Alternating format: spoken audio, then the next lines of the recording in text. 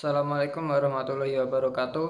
Perkenalkan, nama saya Anang Fauzi dari Prodi Pendidikan Bahasa Jepang, Fakultas Bahasa dan Seni dengan NIM 230207003. Baik, kali ini saya akan menyampaikan sebuah materi yang berjudul Sistem Pendidikan Nasional dan Implementasinya.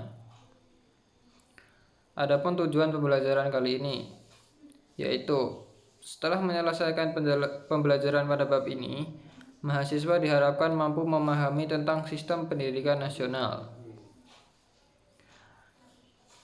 Materi pembelajaran 1. Pengertian.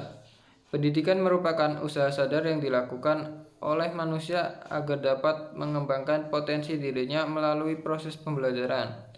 Sistem pendidikan nasional adalah keseluruhan komponen pendidikan yang saling terkait secara terpadu untuk mencapai tujuan pendidikan nasional. Pada hakikatnya, pendidikan merupakan suatu hak setiap individu anak bangsa untuk menikmatinya. Keberadaan pendidikan yang sangat penting tertuang di dalam UUD 1945 pada pasal 31 ayat 1 dan ayat 3. Nah, adapun fungsi sistem pendidikan nasional.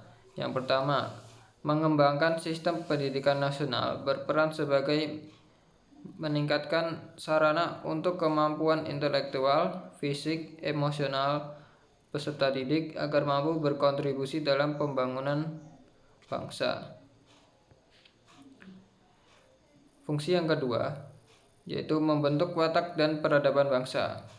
Sistem pendidikan berperan sebagai sarana untuk membentuk karakter peserta didik agar mampu menjadi warga negara yang baik dan berkarakter, serta mampu berkontribusi positif bagi masyarakat. Jenis-jenis pendidikan. Jenis pendidikan di Indonesia terbagi menjadi 3 jalur utama, baik itu informal, formal, dan non-formal. Namun, pembagiannya tidak hanya di situ saja, karena dapat dikenal melalui jenjang dan jalurnya. Yang pertama, jenjang pendidikan. Jenjang pendidikan adalah tahapan atau proses pendidikan yang ditetapkan untuk meningkatkan perkembangan para peserta didik. Target atau tujuan yang ingin mereka capai akan menjadi lebih mudah melalui sejumlah jenjang berikut. Yang pertama, pendidikan anak usia dini atau PAUD. PAUD atau pendidikan anak usia dini merupakan pembinaan untuk anak yang baru lahir hingga berusia 6 tahun karena digunakan untuk memberikan stimulasi pendidikan. Ini akan sangat membantu pertumbuhan dan perkembangan mereka. Melalui jenjang pendidikan ini, jasmani dan rohani anak akan terbentuk supaya kesiapannya menjadi lebih matang untuk memasuki jenjang pendidikan lebih lanjut. Berikutnya adalah sekolah dasar. Jenjang pendidikan awal yang akan berlangsung selama 6 tahun ini merupakan program awal untuk wajib belajar. Karakter dan pembelajaran secara bertahap akan diberikan guna membangun kesiapan yang lebih matang kepada siswa. Jenjang berikutnya adalah pendidikan menengah. Jenjang pendidikan lanjutan dari sekolah dasar ini dapat digunakan sebelum memasuki sekolah menengah pertama atau SMP dan sekolah menengah atas atau SMA.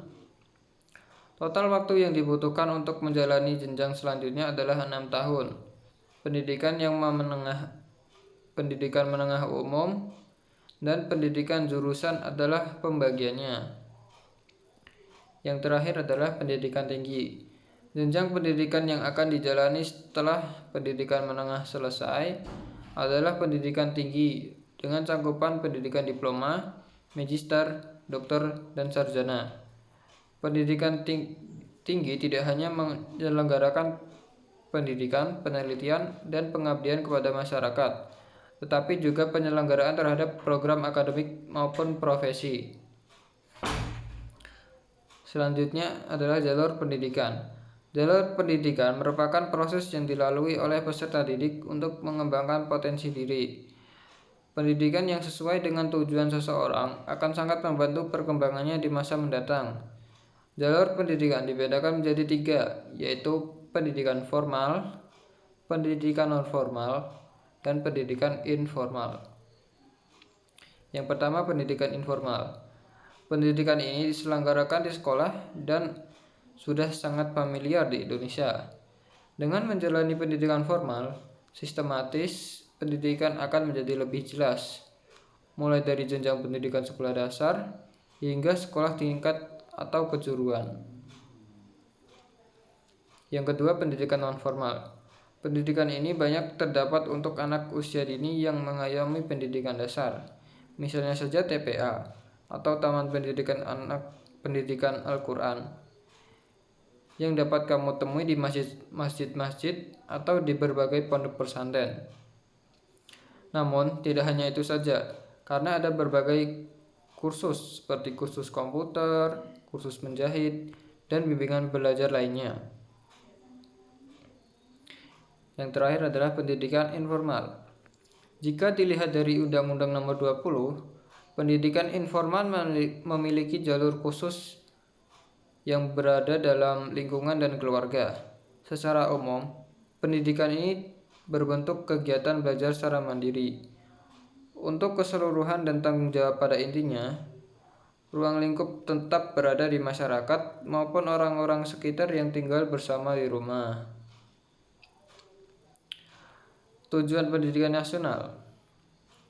Tujuan pendidikan nasional adalah untuk mencerdaskan kehidupan bangsa dan mengembangkan manusia seutuhnya, yaitu manusia yang beriman dan bertakwa kepada Tuhan Yang Maha Esa dan memiliki budi pekerti yang luhur.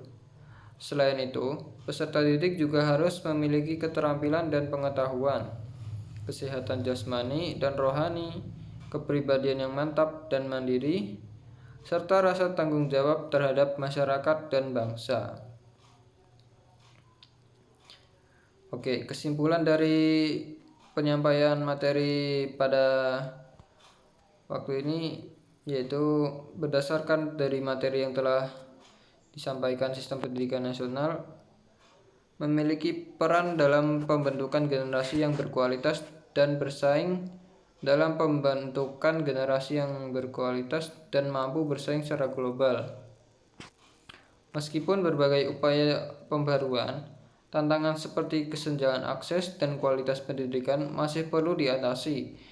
Diperlukan kerjasama antara pemerintah, lembaga pendidikan, dan masyarakat untuk meningkatkan efektivitas sistem pendidikan nasional agar dapat memenuhi tuntutan zaman dan mempersiapkan generasi mendatang.